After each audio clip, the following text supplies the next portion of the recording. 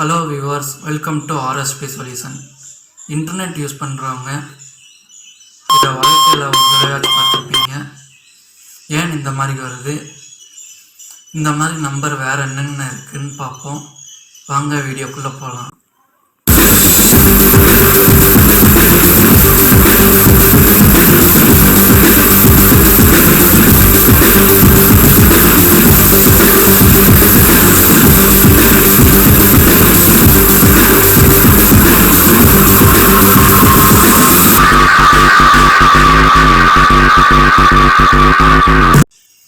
இந்த 404 எதுக்காண்டி கொண்டு வந்தாங்கன்னா, ஈஸியாக வெப் சர்வரை ஐடென்டிஃபை பண்ணிக்கலாம்.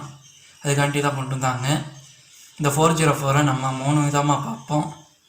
ஃபஸ்ட்டு இப்போ நீங்கள் கூகுளில் சர்ச் பண்ணுறீங்க, அந்த டாபிக் கிடைக்கலன்னா அது 404 எரர் வரும். செகண்ட் எக்ஸாம்பிளோட சொல்கிறேன். இப்போ www.google.com கூகுள்னு எக்ஸாம்பிள் சொல்கிறேன். நீங்கள் வேறு ஏதாவது எக்ஸாம்பிள் வச்சுக்கோங்க. கவர்மெண்ட் சர்வரு இல்லை எலக்ட்ரிக்கல் அந்த மாதிரி ஏதாவது சம்மந்தமானதை வச்சுக்கோங்க.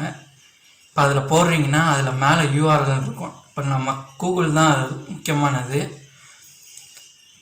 நான் எக்ஸாம்பிள் சொன்னது கூகுள், அது எக்ஸாம்பிள் வச்சுக்கோங்க. அதில் ஏதாவது ஸ்பெல்லிங் மிஸ்டேக் வந்துச்சுன்னா அது மிஸ்டேக்காக வரும். 404 எரர் வரும். இந்த வெப்சைட் இஸ் நாட் ஃபவுண்டுன்னு வரும். இப்போ மூணாவது இப்போ ஒரு பிளாக்கர் நீங்கள் வச்சுருக்கீங்க, அந்த பிளாக்கர் வேறு இடத்துக்கு ட்ரான்ஸ்ஃபர் ஆயிடுச்சுன்னா 404 எரர் வரும். இப்போ உதாரணத்துக்கு ஏதாவது கவர்மெண்ட் வெப்சைட்டு மெயின்டைன் பண்ணாமல் இருந்தாங்க, புது சர்வரை வச்சு மெயின்டைன் பண்ணுவாங்க ஒரு சில நாளுக்கு.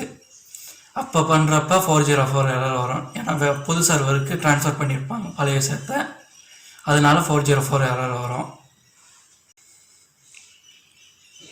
இப்போ 200 இது தேர்றதை கண்டுபிடிச்சிருச்சுன்னு அர்த்தம். 200 வந்துச்சுன்னா அடுத்து செகண்ட் 301. இப்போ ஒரு ஃபைலை நீங்கள் தேடுறீங்க, அது ஃபைலாக கிடைக்கிதுன்னு வச்சுக்கோங்க, அதுதான் 301. ட்ரான்ஸ்ஃபர் பண்ண ஃபைலு கிடச்சிருச்சுன்னு அர்த்தம். 301 காமிச்சிச்சுன்னா இந்த மாதிரி எக்கச்சக்கமான நம்பர் இருக்குது. ஃபைலு 404 எரர் வர்றது தான் நம்ம இந்த வீடியோவில் பார்த்தோம். இந்த வீடியோ பிடிச்சிருந்தால் லைக் பண்ணுங்கள், ஷேர் பண்ணுங்கள், சப்ஸ்கிரைப் பண்ணுங்கள். தேங்க்யூ.